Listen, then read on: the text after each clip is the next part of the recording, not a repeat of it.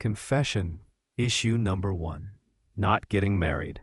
The best decision of my life turned out to truly be the best decision of my life. I'm 29, my partner is 28. We met 8 years ago, right before I graduated from college.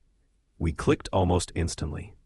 A few months after graduation, she moved in with me, along with her 3-year-old son.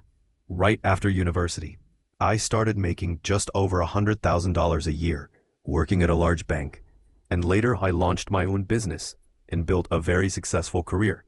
My income was more than enough for the 3 of us, so I had no problem letting her stay home, focus on her hobbies, and do volunteer work. I thought everything was fine between us. For the past 4 years, she's been nudging me toward marriage, but the perfect time never seemed to come. I wanted to get my business fully on its feet first, and she seemed okay with that. Then, last week, she asked me what I thought about open relationships and how I'd feel about making ours one of them. I immediately understood why she was asking. I travel a lot for work, and most likely she wanted some fun on the side while I was away.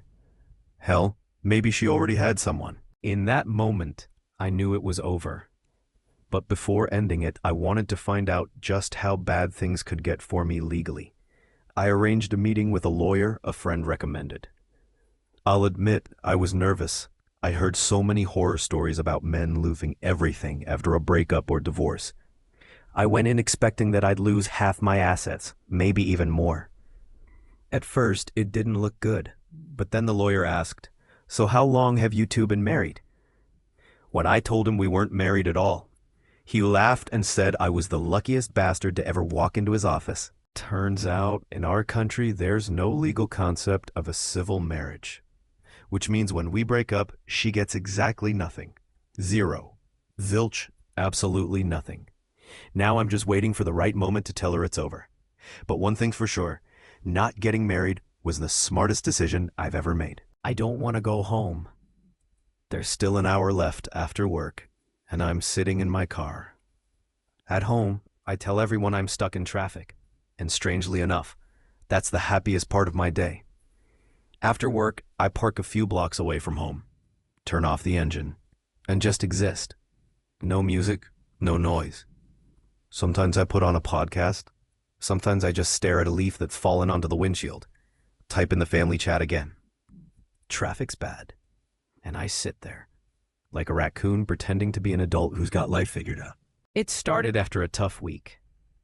I told myself I just needed 5 minutes to breathe and not drag work home with me. 5 minutes quickly turned into 15, then an hour. Now this quiet metal box is the only place where nothing is expected of me. But there's something unpleasant to admit. I've skipped family dinners. I've ignored calls and walked into the house with a tired smile and my usual excuse about a stalled truck.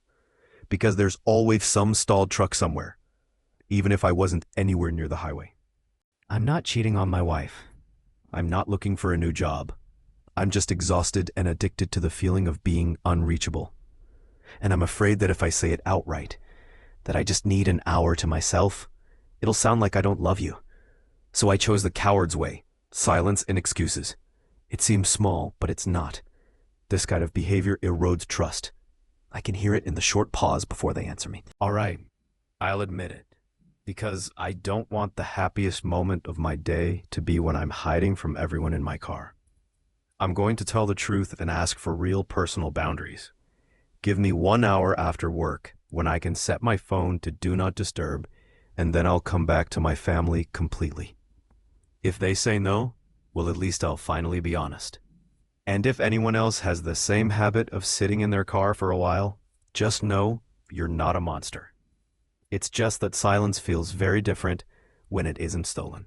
I caught my mom. I caught my mom cheating. The woman I once thought was an angel, cheating on my dad. Now I can't stand her, and I think she's a sociopath.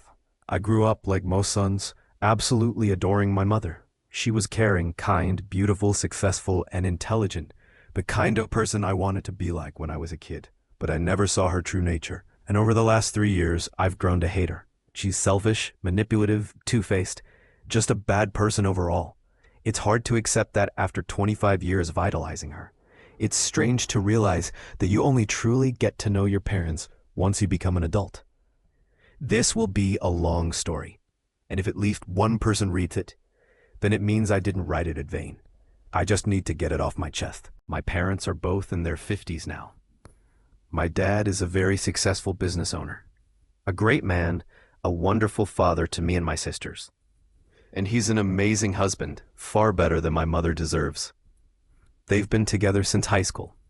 In 10th grade, my mom literally kicked another girl out of his Jeep and took her place because she wanted to be with him. That was the first red flag. Dad has always been the softer one, and she's always been the more aggressive one, obviously. Anything she asked for, he did. Anything she wanted, she got. His brother and even I used to tease him for being whipped. When I was 13, they went into more than $90,000 of debt because Mom wanted a big house, a Mercedes, and all the fancy things they couldn't afford. We went on expensive vacations she organized, dined in restaurants way out of our budget. The only thing Dad ever insisted on keeping for himself was his annual deer hunting trips with friends, 3 weekends a year. And even then, Mom constantly complained that he didn't take her with him. She always had to be at the center of everything he did. No exceptions. But that's not what opened my eyes to who she really was. 4 years ago, I was getting ready to marry my current wife. Mom suggested that we all go for a weekend motorcycle trip. Dad and I often go riding together. She also suggested bringing along her former coworker. Let's call him James. She explained that he was going through a rough time after a divorce and needed some distraction. So we went, and overall, it was fun, but something felt off. The group was Mom, Dad, my fiance, and James. The vibe and the way Mom interacted with this old friend just seemed weird. He was a nice guy, tall, good-looking, well-off and fit. He was divorced and had 2 kids about my age. But what really creeped me out was how he kept taking pictures of my mom and dad. It just felt wrong. Anyway, nothing major happened on that trip. But afterward, Mom started acting strange, and Dad and my older sister noticed it first. At the time, I lived across town with my fiance, while my sister was still living with our parents, because she was in grad school and had recently divorced. After a 1-year marriage, their husband turned out to be an addict and blew through all their money. A few weeks after our motorcycle trip, my fiance, sister, Mom, and I went to an Incubus concert. Mom was acting weird there too. Wanted to smoke weed, was chugging beer.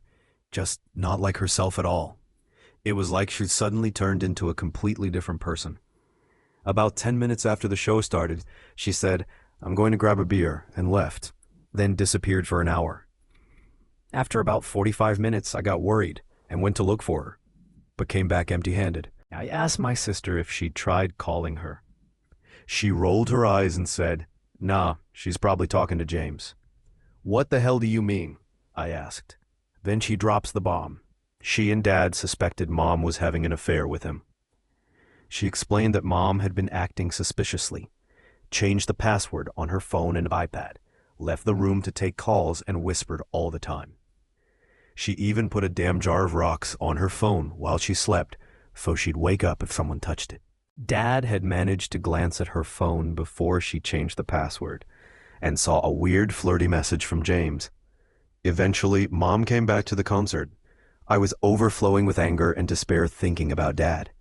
I asked her why she took so long, and she didn't even have the beer she supposedly went for. She said, "Oh, I ran into some old friends from work." It was obvious BS. What are the odds her 50-something coworkers also happened to be at an Incubus concert? I pressed her for names. She clearly didn't expect that question and stumbled, finally blurting out some made-up names.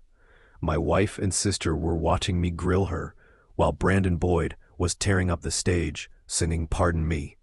Eventually, I got tired of her lies and dropped it, but inside I was boiling. The next day, my sister told Dad what happened, and he finally confronted Mom directly. He demanded to see her call history and found a 45-minute call with James right during the concert, plus many others. He furiously asked what the hell was going on, and she said James was just going through a hard time because his ex-wife had started drinking and she was just helping him as a friend. To keep this story from dragging on forever, I'll skip a lot of details, but the suspicious behavior went on for months. By the time of my wedding, my dad had already installed a GPS tracker in her car, requested her call history from the phone company, and was even considering hiring a private investigator. I still remember dancing with her at my wedding. She was looking at me with adoration, and I just couldn't look back at her the same way. Neither my dad nor I knew then that my love for kayaking would soon give him all the proof he needed. About a month after the wedding, I went to visit an old college roommate for a weekend of kayaking and fishing. He lived near my grandparents' lake house, the same one my parents and mom often used. That day, I was planning to pick up my kayak from there. My dad happened to call me, just to chat, and probably to tell me about mom's latest shady behavior. Yeah, I know it's not the healthiest father-son routine, but he's my best friend, and lately, that had become our main topic of conversation. I told him I was heading to the lake house, and he said, "I doubt your mother's that brazen, but just so you know, she said she went there with her girlfriends for the weekend. So be ready in case that's not true. If anything, call me." I knew exactly what he meant. I deliberately didn't tell Mom I was coming. As I pulled up, I felt a wave of relief seeing her car in the driveway, and another one that looked like it belonged to a woman. I called Dad and said that at first glance, everything looked fine. It seemed like she really was there with her friends. He sighed in relief too. I walked up to the house and knocked. Silence. The back door was unlocked. I went inside. The first thing that caught my eye was a leather motorcycle jacket hanging over a chair by the kitchen bar. I recognized it immediately. It was James's jacket. My heart dropped into my stomach. Adrenaline rushed through my veins. My vision blurred and my ear farted ringing. 1,000 thoughts flashed through my head in a split second. They're here. They know I'm here. Should I call out to let them know? God damn it, Mom, you cheating piece of... I acted fast, assuming they weren't home, but could show up any minute. I snapped a photo of the jacket, went to the garage, and of course, there it was, James's bike. Took a photo of that too. I rushed back inside and saw 2 phones plugged in and charging on the kitchen counter. I picked up one unfamiliar phone. No password. There's one more thing I should add to this story. When I was 7, my mom left my dad for a doctor who just wanted to use her and then toss her aside like trash. Dad reluctantly took her back only after she broke down crying and begged him to forgive her. Back then, she blamed everything on that doctor, claimed he had drugged her and taken advantage of her, spouting total nonsense. Later, Dad confessed to me that he told himself he was doing it for the kids and had planned to leave her once we finished school. But over time, things seemed to improve between them, and by the time we graduated, he had forgiven her and was genuinely happy in their marriage again. I remember they lived apart for a while back then, but I never knew the full details until recently. Anyway, I sped out of the driveway from the lake house and drove into a quiet neighborhood street nearby, trying to figure out what the hell to do next. I gave myself a minute to calm my heartbeat so I could think clearly, then called my younger sister to decide whether to tell Dad, and if so, how. Up until this point, everyone only suspected something was going on. There was no solid proof. My younger sister, who's the kindest soul in the family, told me I needed to call Dad right away and tell him everything, because he had a right to know, no matter how much it might hurt him. Then I called my wife. She agreed that I had to tell him, though we were both terrified of how he'd react. I hesitated for a moment, but finally called my dad and told him that his wife of 25 years was cheating on him. When he picked up, I just blurted it out. "James is here. I have proof. Mom's cheating on you." I didn't know how to soften it, so I just laid out the fact. He was as shocked as I was. He kept repeating, "This can't be real. God damn it, Mom's name. God damn it, Jesus Christ." When the initial shock wore off, he apologized that I had to be the one to see it, then said he was on his way, a 3-hour drive, and that he'd meet me at my friend's place. I immediately called my uncle, Dad's twin brother, and my other best friend and told him everything. I said I was worried Dad might do something reckless. My uncle promised he wouldn't let that happen. Eventually, they arrived together and met me at my college buddy's house. We spent hours coming up with a plan. They swapped cars with my friend so Dad could go undercover and see for himself. He promised he wouldn't do anything stupid, no matter what he saw. That night, he and his brother drove out there, parked far away, and hiked about a kilometer through the woods with binoculars. They hid behind some trees and saw Mom and James on the terrace with another couple, drinking wine. Mom and James were hugging and kissing like they'd been married for years, as if what they were doing wasn't utterly disgusting. It took everything in Dad not to storm over there and blow up the whole thing. Thankfully, he stayed calm, took photos, and left. The next morning, he emptied their joint bank account, sent Mom all the photos, mine and his, and wrote, "I know everything. I'm leaving you." I can only imagine their faces when they got that message. I'm sure the rest of their romantic weekend was very tense. The following year was hell for all of us, and Mom's reaction completely solidified my hatred for her. She dragged everyone into her mess and turned our lives upside down. Dad just wanted her to leave him alone and go be with James, but instead she dumped James and started begging Dad to take her back. Dad agreed to pay her alimony if she agreed to a no-lawyer divorce. Otherwise, the lawyers would have bled them both dry. She reluctantly agreed. After the divorce, Mom cried every day for a year.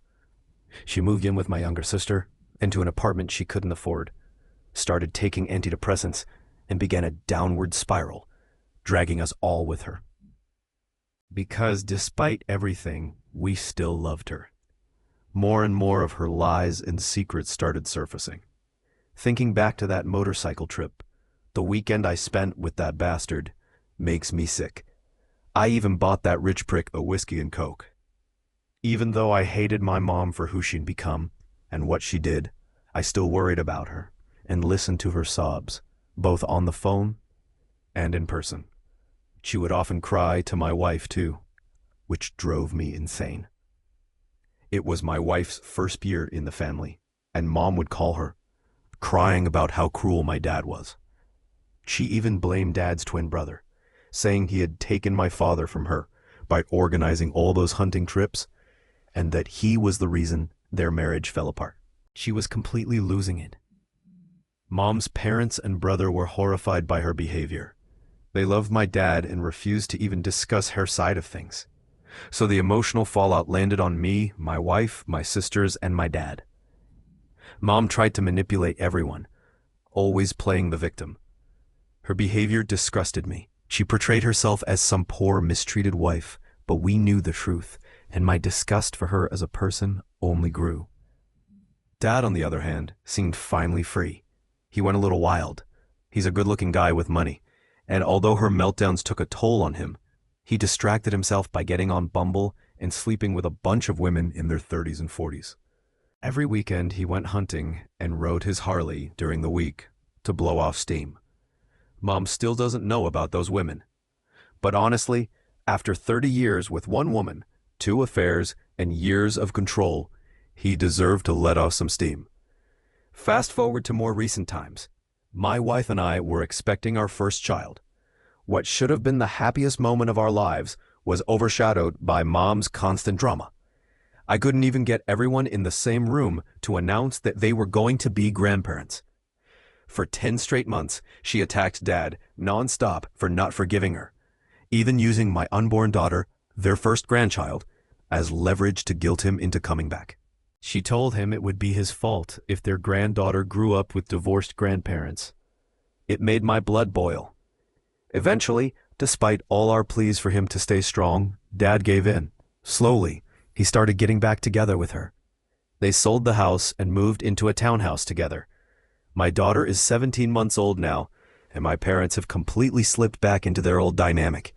Mom in full control, Dad quietly submitting, despite his attempts to set boundaries. It's like watching a villain regain her powers. She went from being this broken, weak woman to the same manipulative force she always was, bending everyone around her to her will. My wife is shy, gentle, and terrified of offending anyone, and Mom uses that, always trying to tell her how to raise our daughter until I step in. She constantly guilt-trips me, saying things like, "Your wife's parents see their granddaughter more often than we do, and they live 4 hours away." Yeah, you crazy woman. That's because they're good people. When I talk to Mom now, there's not a trace of warmth in my voice. I don't want to hate her, but her flaws are impossible to ignore. She's a sociopath who needs to control everyone. We all still love her, despite everything. But I'm the only one who calls her out on her bullshit.